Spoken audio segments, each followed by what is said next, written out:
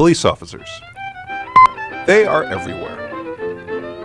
If all the police officers in the United States were to hold hands, they would stretch from the Statue of Liberty in New York to Disney's Magic Kingdom in Orlando, Florida. With so many cops running around, even though violent crime is declining in the US, chances are one of them will detain you or someone you know for routine questioning sometime soon. When that happens, it is important that you know how to interact with police officers. When approached by an officer of the law, one must be extremely careful not to appear afraid or intoxicated. It is important that you remain calm and polite, and always keep your hands in plain sight. Most police officers startle easily and may become dangerous if they feel threatened. Like all things, we can learn from each other's experience. In the following dramatization, Little Brother will show us what can happen when a wrong turn leads to a visit from Officer Jack. La la la la la. Gee, I must be lost. It's a good thing I'm in such a nice neighborhood, though. Wow, look at all these big houses. Uh-oh.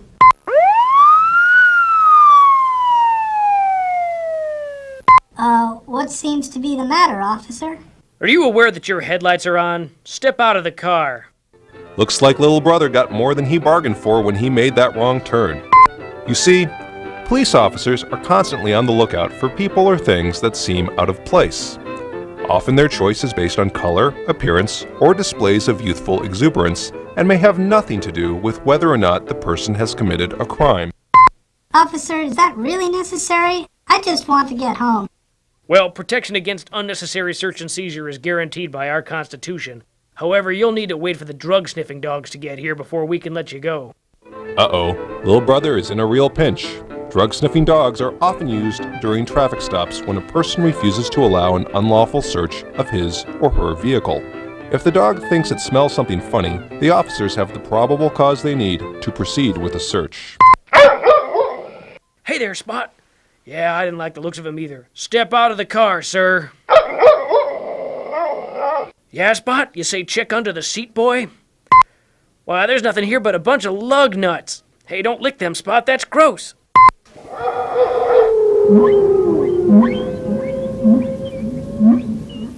Wow, looks like these lug nuts were laced with LSD.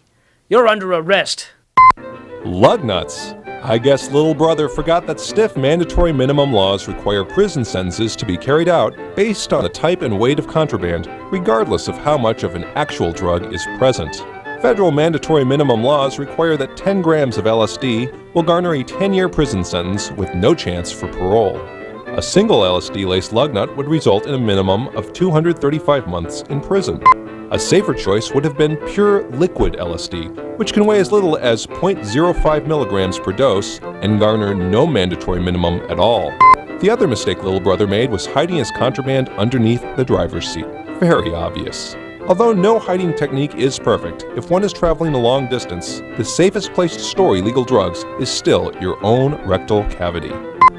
Place your drugs inside several securely tied condoms. Remember to use a water-based lubricant and not an oil-based one, as this can weaken the membrane and lead to a potentially hazardous situation.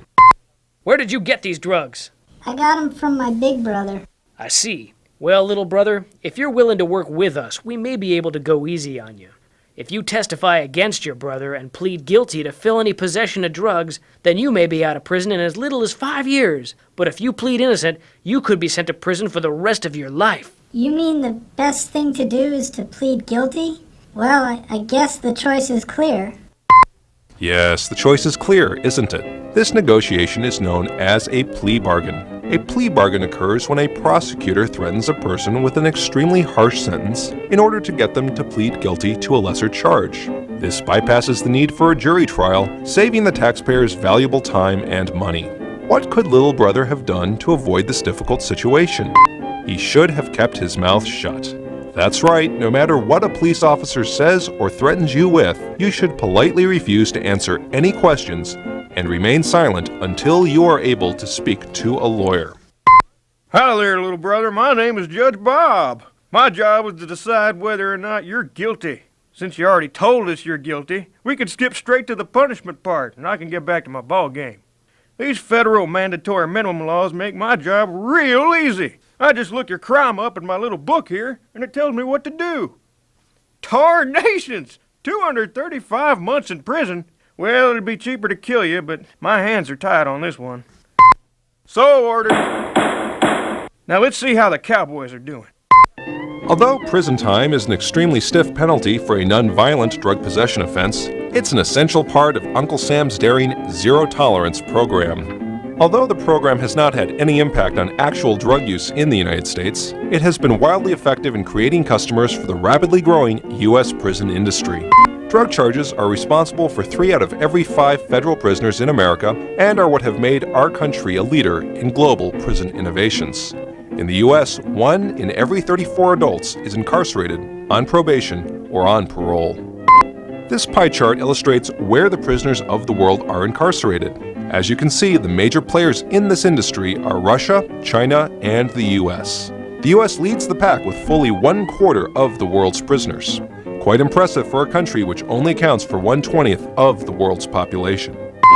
If all the prisoners in the world were to hold hands, they would stretch from Siberia to San Quentin.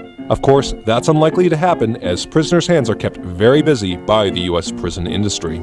Thanks to new partnerships between business and government, prisoners are now able to pay for the cost of their own incarceration by producing goods and services for many of the U.S.'s most prestigious companies, including Microsoft, Nike, Planet Hollywood, and Victoria's Secret.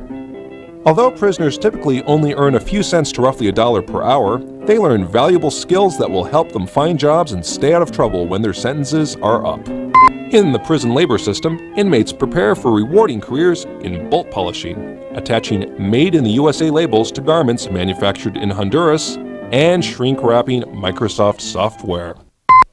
Thanks to unregulated prison labor policy, I'm learning unmarketable skills while earning the same wages as many hard-to-get jobs in Mexico and Southeast Asia. Thanks, America!